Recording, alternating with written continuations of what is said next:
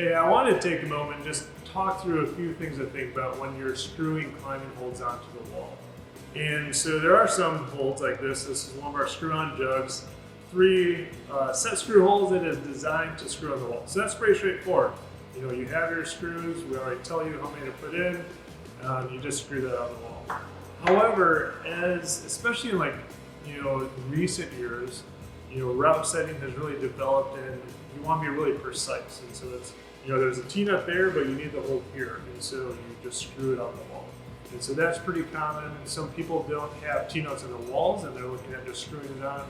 Or your volumes don't have T-nuts, and you're converting a bolt-on hole into a screw-on hole. And so that's really what I want to talk through today is hey, what are those things to think through when you're taking a hole that is designed to bolt on the wall and you're converting it into a screw-on hole. We have 3 main products for this. So we have the Lonestar, and what this does is this takes your bolt hole, which is designed for your bolt. This kind of plugs that hole. It's going to sit nice and flush in there, and then it has a countersink for your screw, so that fits in there nice and smooth, that you can convert your bolt hole into a screw hole. What people are doing before these came on is they would stack it, and they would shove 3 or 4 screws in there until they filled the hole, and then they stacked on top of each other. And then you just shred your wall behind it. I'm not even sure it'd hold that wall with 3 screws going in the same spot. And so the Lonestar is a really nice tool to convert that already bolt hole into a screw hole. One thing you never want to just use the Lonestar to attach a hole. That's just not strong enough. This bolt is designed to be held by a bolt, which this screw does not have nearly the same holding power as a bolt. And so in that case, you're going to need to add a couple extra set screw holes into your climbing hole, and then convert this from a bolt-on hole into something that we can screw on the wall. And so before we would add some more set screw holes onto this, you want to think through just how your climbing hole is designed. And so this is one of our sandstone edges. It's a smaller one, so it doesn't have a plug, it's solid plastic. And so that's one of the first things I'm looking for is, all right, I have a lot of plastic to work with.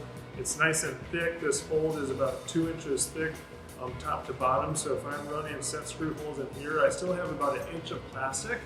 That's gonna help give me some good holding power into the climbing hole.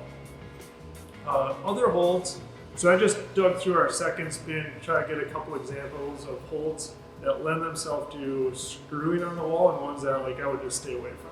So the ball sloper is a hold that I would not convert to a screw on. It would be pretty dangerous to do that. So even though there's 2 set screw holes in here, that's really just designed that you can pick one or the other or both to prevent this from spinning, but our walls are pretty thin. There's just not room to get any more attachment points in here. And so 3 on a hole this size, where I can generate a lot of force, just wouldn't be adequate to hold this onto the climbing wall. Let's move over. So this is a hole that's even bigger. This is from our working class line.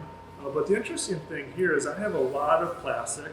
It's also pretty low profile, which means that when I'm climbing, I'm only really crimping on these edges, and so I'm not generating a ton of force. And so I would, you already have 2 set screw holes out here, plus your bolt hole that you can use your Lonestar, so we're at 3.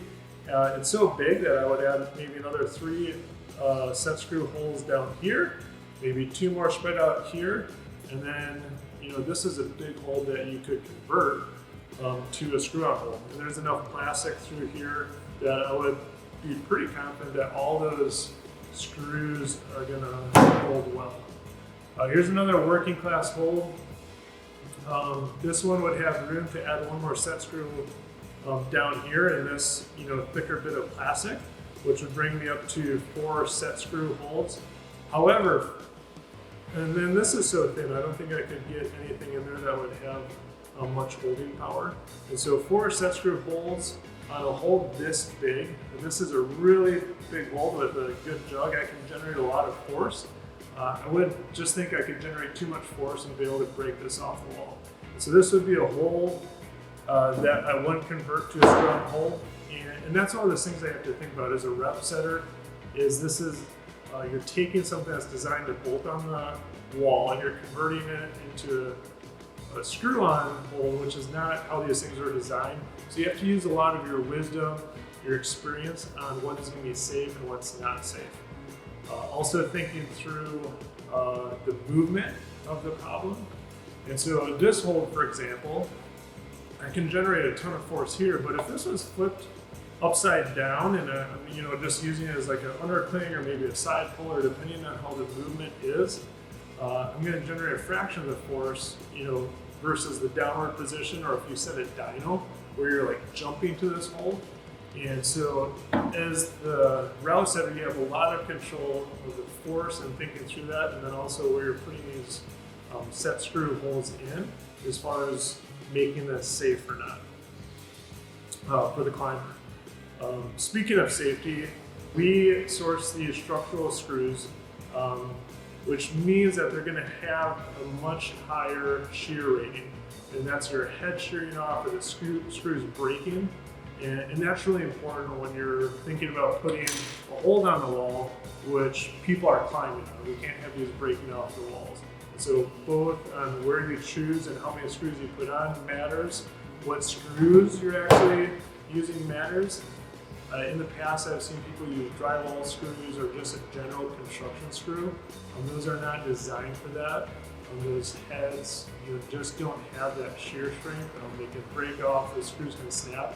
And so sourcing the right screw and making sure that something that will work for attaching a climbing hold on the wall is really important. Also on screws, making sure you're picking the right lengths. And so if I'm converting something like this slot into a screw-on, and I plug this bolt hole, like this 2-inch, 2.5-inch screw doesn't even go all the way through. So I'm gonna have to maybe grab something like this 4-inch screw, and that's definitely gonna go through. So I got a couple inches coming up. You could get by this, probably a 3-inch structural screw. And so making sure that you're picking the screw length that you're getting all the way through the climbing hold, and then into your climbing wall, and that you have your screw all the way through your 3/4 inch or 1-inch climbing wall. What type of plywood also determines how strong those screws will be. So Baltic birch is going to give you one of your highest pull-out ratings, like that failure rating. And so compared to something like a 6-ply birch that you're getting at your local hardware store, or even lower would be like your OSB or your particle board, which has been used in climbing walls in the past, even in commercial gyms I've seen that used before. And so that's going to even have a lower pull-out strength on your screws. And so there's just so much to think about when you're starting to screw on a climbing hold, and especially if you're converting it over to that. Like, do you have enough plastic to use? Do you have the right screws? Have you put enough attachment points in your wall? And then also how much force is going to be generated in the route, just based on the orientation of the hold and how the climber is using it. Kind of the last thing to think through is when you're converting the holds, we have these set screw bits that are designed for this. This tapered drill bit part in the front works really well for the plastic. It's pointed, so it's going to help really drive that in.